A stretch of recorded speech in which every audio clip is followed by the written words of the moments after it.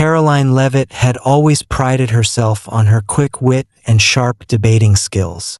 As a rising star in political commentary, she had faced off against seasoned experts, holding her ground with confidence. But today was different. Across the stage sat a boy no older than 12, his posture poised, his expression calm. He was no ordinary child. He was a certified prodigy, a genius who had dazzled the nation with his intellect. The audience buzzed with anticipation. Could this young mind outmatch the seasoned commentator? As the cameras rolled and the moderator introduced them, Karoline studied the boy carefully. His name was Ethan Carter, a 12-year-old prodigy who had already debated college professors and stunned economists with his insights. His intelligence was undeniable, but Karoline had years of experience in public speaking and debate. She refused to be intimidated. The first question came swiftly. It was a complex issue, one that even seasoned politicians struggled to answer concisely. Ethan leaned forward, his hands clasped together. "Well," he began, his voice steady and confident, "if we analyze historical trends and current economic data, the answer becomes quite clear." He spoke for 2 minutes straight, breaking down the problem with an eloquence that left even the moderator momentarily speechless. The audience murmured in amazement. Karoline maintained her composure, but inside, she felt an unexpected challenge brewing. This wasn't going to be a typical debate. She took a deep breath and prepared her response, determined to prove that experience and wisdom could rival raw genius. Karoline smiled, masking her surprise.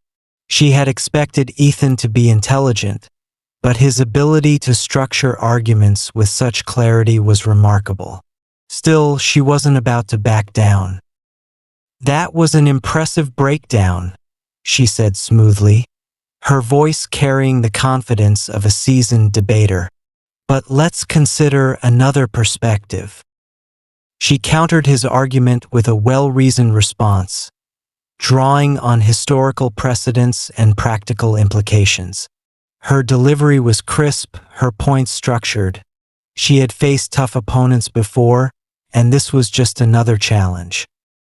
Ethan listened attentively, nodding as she spoke. When she finished, he leaned forward slightly. "That's a valid point," he admitted.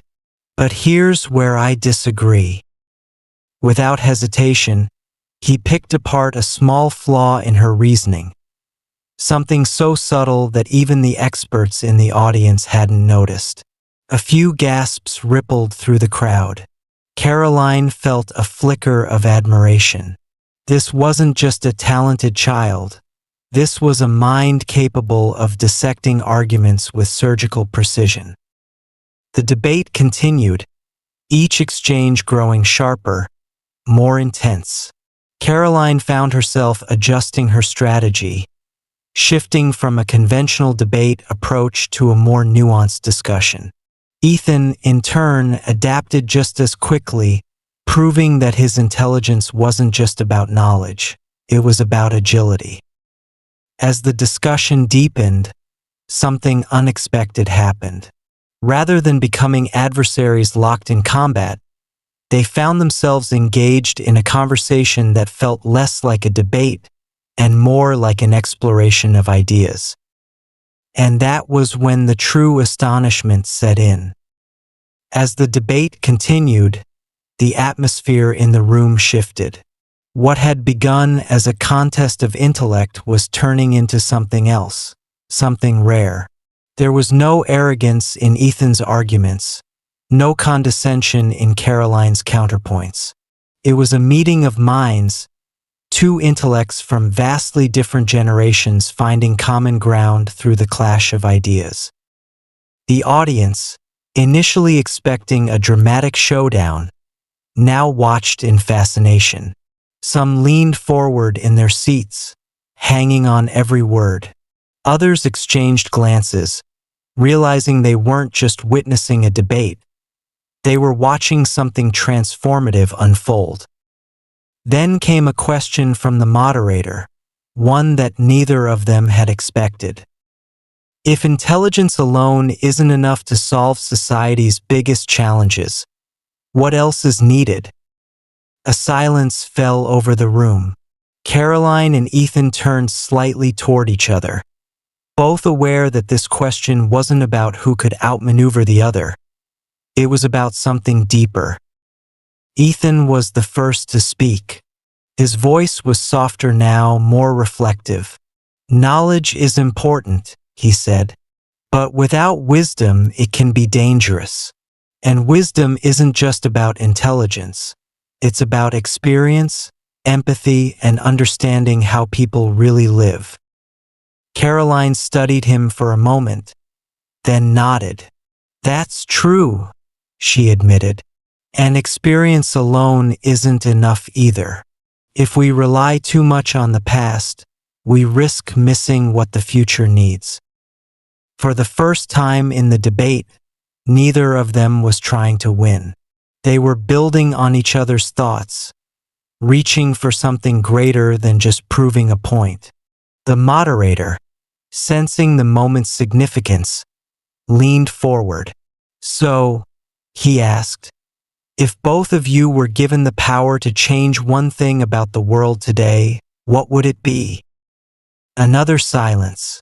But this time it wasn't because they were unsure. It was because they both understood the weight of the question. Karoline took a breath, ready to answer. But before she could speak, Ethan looked her in the eye and said something that would change everything.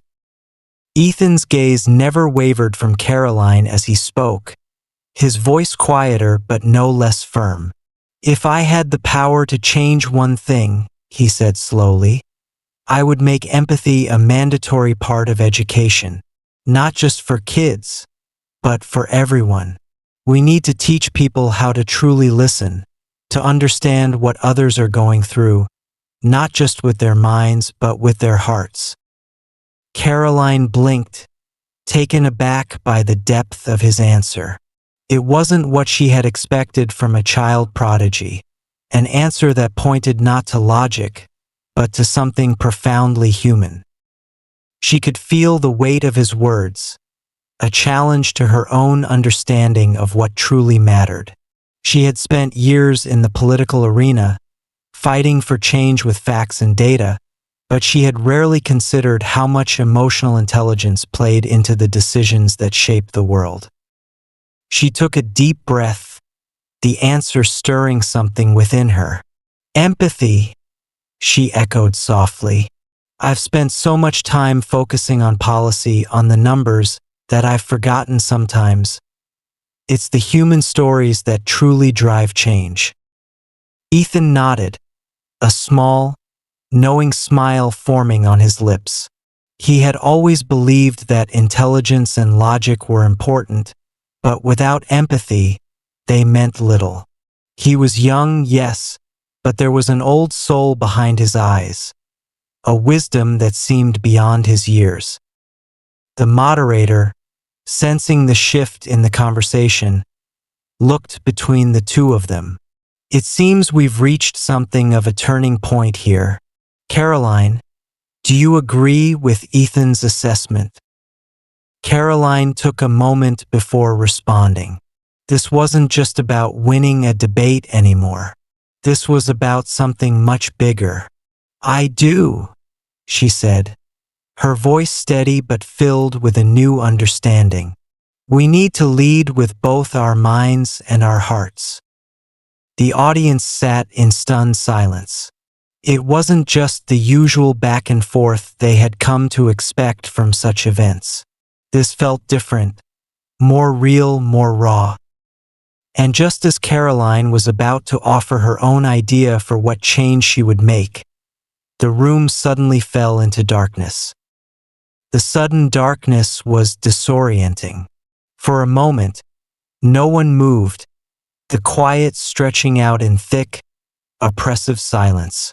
The audience could hear nothing but their own breathing, and the tension in the air was palpable. Then, after what felt like an eternity, the lights flickered back on. But something was different. The stage had changed. The moderators were gone. The set was abandoned, and in its place stood a large, plain wooden door at the back of the room. It seemed to have materialized out of nowhere, casting an eerie shadow across the floor. The audience, unsure of what was happening, sat frozen in place, exchanging confused glances. Karoline's heart raced. What kind of stunt was this? A technical issue? Some bizarre twist in the program?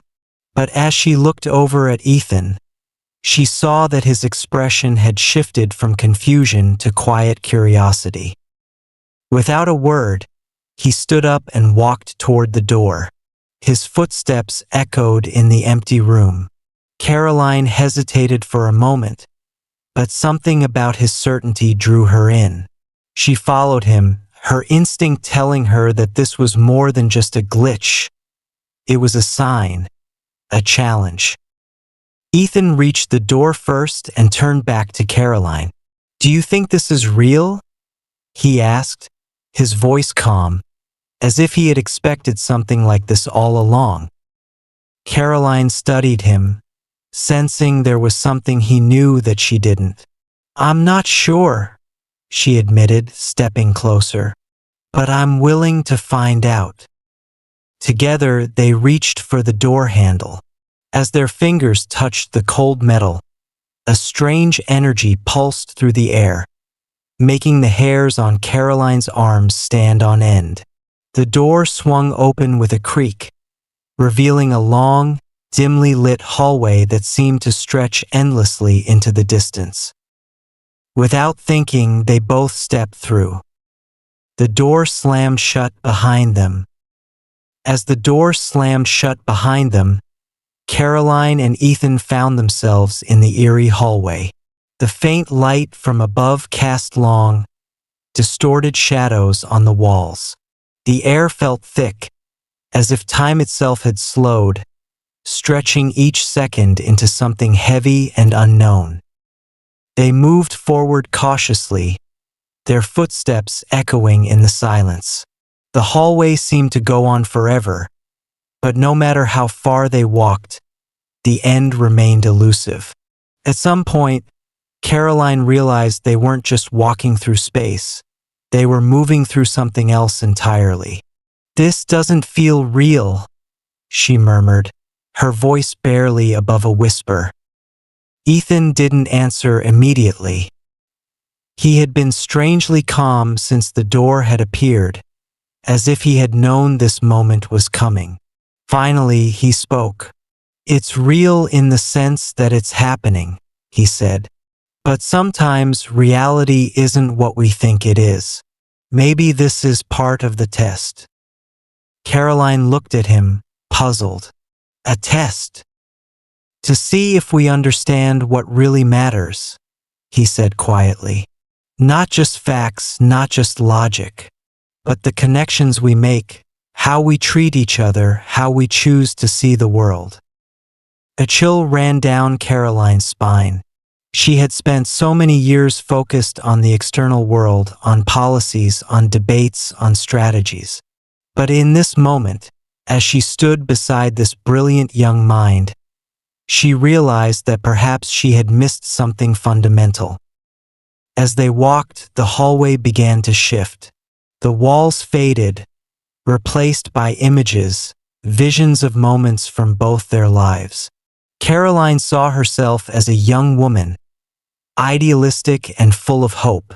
She saw the countless debates, the fiery arguments, the cold logic that had driven her to succeed. Ethan's visions were different, brief flashes of moments that seemed impossibly mature for someone so young. Yet they all had one thing in common: a search for truth, a thirst for something more than just winning. Then, as if by magic, they reached the end of the hallway. The last door opened, and they stepped into a space unlike anything they had ever seen. A vast, open field under a star-filled sky. There were no walls, no boundaries, just infinite space stretching out in every direction. Ethan turned to Karoline, a serene smile on his face. "This is the point," he said softly. "We can keep chasing answers, or we can choose to understand them in a different way. Not by outsmarting each other, but by seeing the bigger picture." Karoline stood silently for a long time, looking out at the expanse before her. The world she had always known, the world of politics, of sharp arguments and pointed questions, suddenly felt small. There was more to life than winning, more to truth than facts. And as she looked at Ethan, she realized something profound. He had taught her more than she had ever expected to learn.